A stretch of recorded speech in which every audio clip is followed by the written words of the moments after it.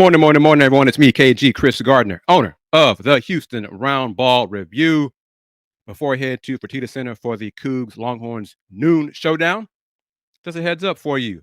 Before that game, starting at 11:30 Central Time, the NCAA Men's Basketball Division I Committee will have their top 16 reveal, and led by Chairperson Dr. Charles McClellan, Commissioner of the SWAC.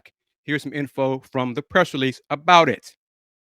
For the eighth consecutive year, the NCAA Division I Men's Basketball Committee will unveil its top 16 seeds roughly a month before Selection Sunday.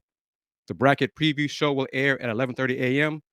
today with Committee Chair Dr. Charles McClellan, joining Jay Wright, Clark Kellogg, Seth Davis, and host Adam Zucker to discuss how the committee selected, seeded, and bracketed the teams as part of this week's annual selection orientation meeting.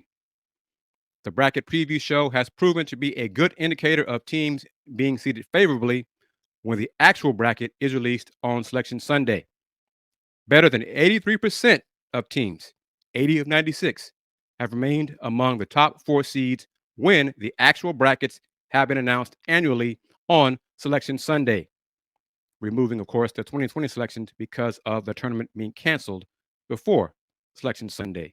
Of the 16 teams that did not remain on the top four lines on Selection Sunday, 9 were a number 4 seed on the bracket preview show. Only one number 2 seed fell off the top 4 lines, while 6 number 3 seeds failed to stay a top 4 seed.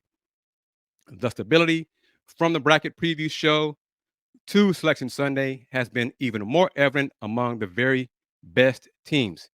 In each of the first 5 years of the bracket preview show, not counting 2020, 3 of the 4 number 1 seeds all remained on the number 1 line. Last year, all 4 number 1 seeds from the bracket preview show were also number 1 seeds on Selection Sunday. And I know UConn fans who do visit the Houston Round Bar Review on YouTube will say, Chris, KG, UConn wasn't among the top 16 last year. Yeah, that's true. And the Huskies won the championship. I know. But today, preview show is just to give you an indicator of where the committee's thinking as of today in February, 4 weeks out from Selection Sunday.